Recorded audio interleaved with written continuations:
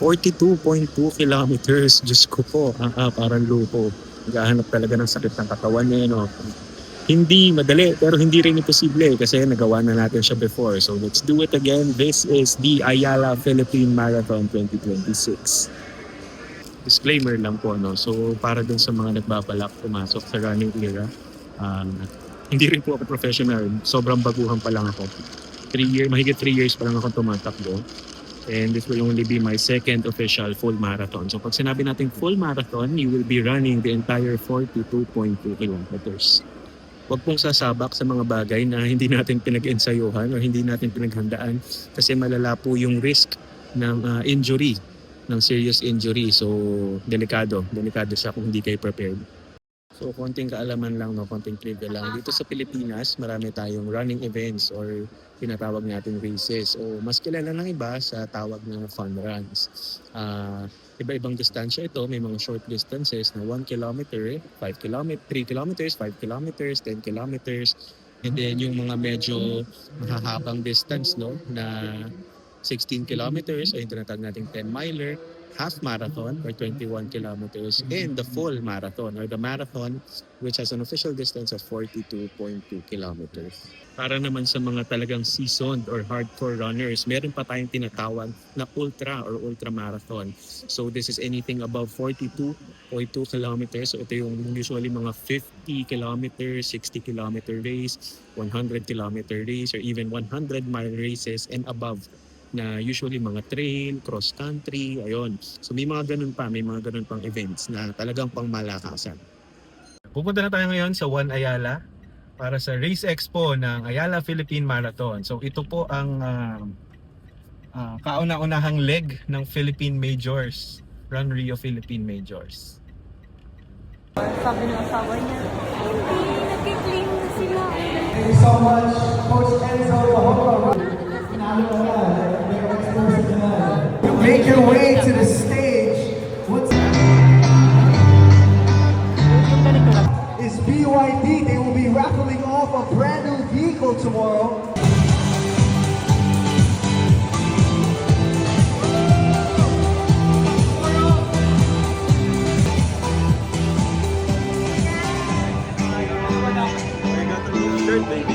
We got a race kit. Pasadahan lang natin yung ruta bukas, no, kung saan tayo maghahanap ng sakit ng katawan.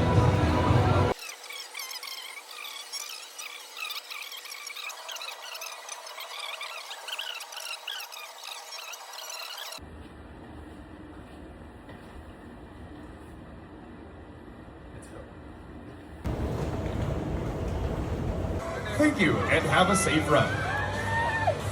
3, 2, 1.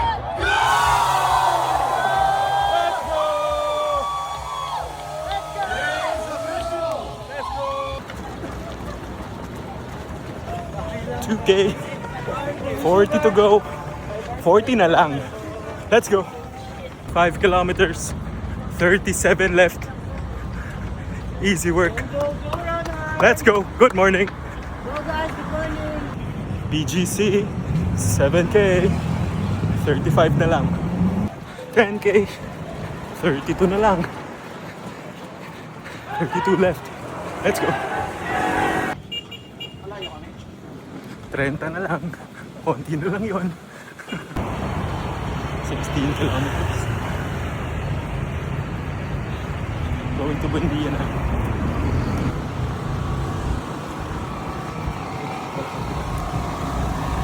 Let's go.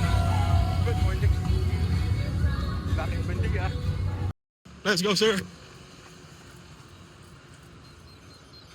Pauwi na siya.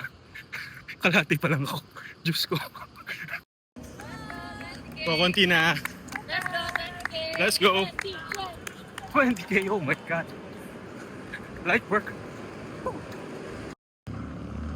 Hi, Coach. Hi, good morning. Good morning. Let's go. Halfway. Let's go. 22K. Rojas Boulevard, baby. 20 na lang. Easy. Let's go. 25K. Masakit lang din tiko. Pero kaya pa ng baga. Malakas pa. Kailangan natin tumakbo. Daming multo dito. Baka may sumabay. Let's go. Jones Bridge. Kilometer 30. Masakit na ang hita ko. Masakit na ang binti ko. 12 na lang. Kaya. Aahon muna. Rizal, sunduin mo na ako, Diyos ko. Last 9 kilometers. Let's go. Home stretch. 35k. 35k. 7 na lang. Masakit na ang buong pagkatao ko. Let's go. Diyos ko. PR. Sub 6. Nice one. Let's go. Thank you, Lord. Thank you, Lord. Salamat po. Absent sa trabaho bukas. Thank you. Joke lang. Sub 6, baby. Boom! So that wraps up the Ayala Philippine Marathon 2026.